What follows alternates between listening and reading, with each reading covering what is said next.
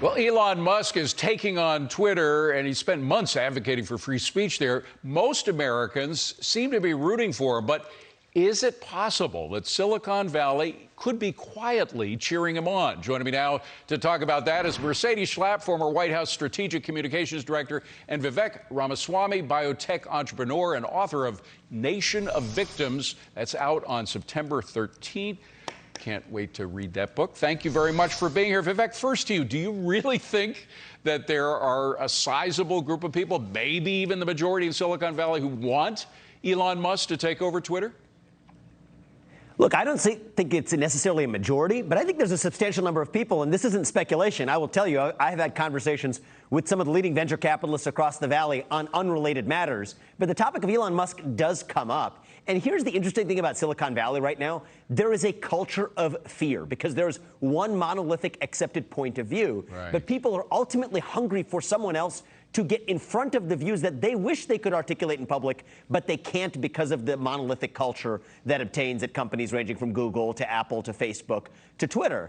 Now, here's the interesting thing about what Elon Musk is doing is he's actually using his voice as a shareholder, effectively giving the other side a taste of their own medicine, where companies like BlackRock, State Street, and Vanguard, the top asset managers in the world, some of the top asset managers, some of the top shareholders of Twitter, have actually used their power as shareholders to effectively indoctrinate these companies with and infiltrate these companies with ESG values or DEI values. What Elon Musk is saying is, actually, I have power as a shareholder to bring a different voice to the table. It happens to be a voice that represents the majority of Americans and even a growing number of quiet voices in Silicon Valley. Well, so that's Mercedes, it's not just the current management of Twitter that I think is definitely afraid of Elon Musk taking over. I think it's most of the insiders in Washington, inside the Beltway, that are afraid of that, too. And there's a big question, Mercedes, as to whether or not federal regulatory institutions will be used to prevent Elon Musk from taking over just because they don't agree with his political views. Well, yeah, that will be interesting if they move forward in that direction. And look, there's a real challenge right now, I think, when you're looking at the fact that when you have Republicans and even some Democrats that believe that it might be better to break up these big tech companies, especially those that focus on censoring American conservative voices. This has been something that, for the most part, you've always seen Republicans siding with businesses, big businesses, corporations.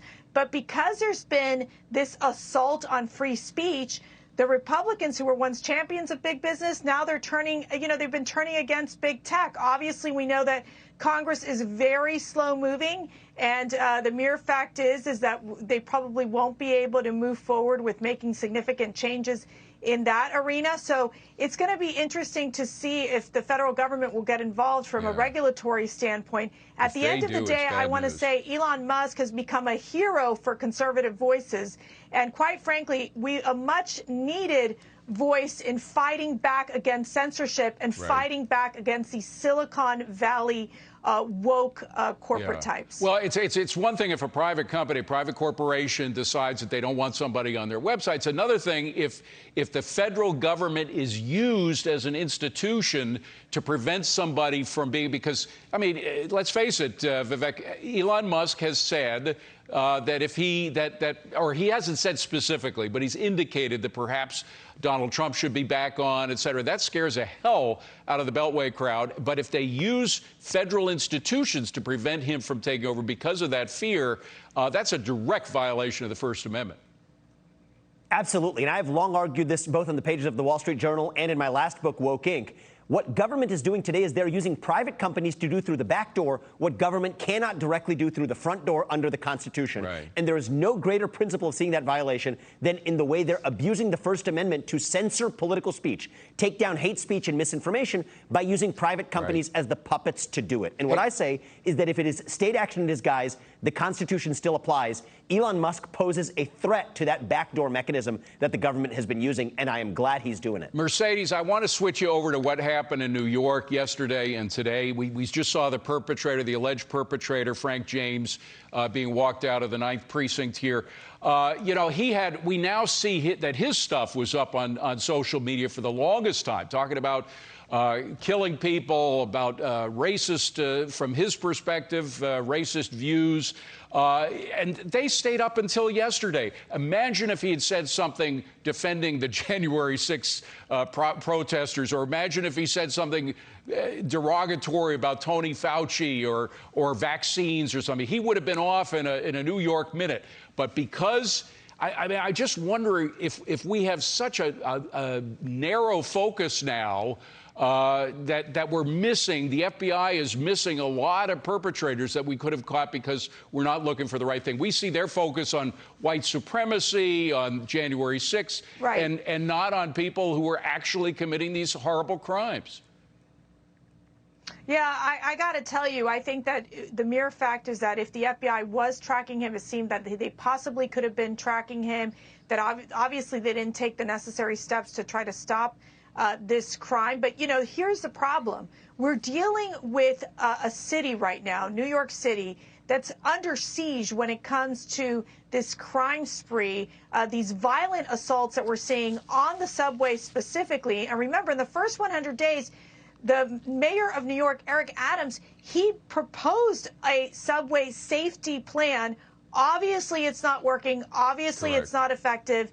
And the people of New York City have been terrorized because you have these weak crime policies in place. And obviously, someone who has committed a crime multiple times and yet has been mishandled in the process. And I don't want to dump on the FBI and the good work that they do, but there's so many cases. They have the Parkland shooting, school shooting, the Fort Lauderdale airport attack, all these perpetrators, because they didn't fit that white supremacist mold, I don't think have been tracked as carefully as they should have been. There's another thing that's not tracking, Vivek, very quickly, because we got to run, but cameras. I mean, here, the New York City transit system got $6 billion from all these COVID relief programs. $6 billion, and the cameras in the station didn't work. Where's all that money going? So, look, beyond the waste of the money, I think your point about the FBI is a good one, and I don't think you need to be shy about it, because this is the same week, within days, that actually 2 men were acquitted in Michigan for the alleged planned kidnapping of Governor Gretchen Whitmer, because on grounds they were entrapped by the FBI. So It's just a misallocation of focus, spending your energy in entrapping people who otherwise were not going to commit crimes to try to catch them, have them prosecuted, but ultimately acquitted by a jury, while actually allowing the kinds of atrocities we saw play out in New York City in the last couple of days. That, I think, imbalance is not something that we need to shy away from talking about. I think this is an institution that suffers from a deep managerial cancer, a deep loss of focus in its actual mission of protecting American people and American lives. And when that institution is actually causing bad people to do worse things than they otherwise would have done, and while actually preventing good people from actually getting killed, of the Department of then we have a real problem in Homeland this country. Security has said that white supremacy is the #1 problem facing Americans. And clearly, one thing we know about this alleged perp, he was not a white supremacist. So they've got to broaden their scope a little bit. Good to see you, Vivek. Mercedes, great to see you as well. Thank you both for coming in.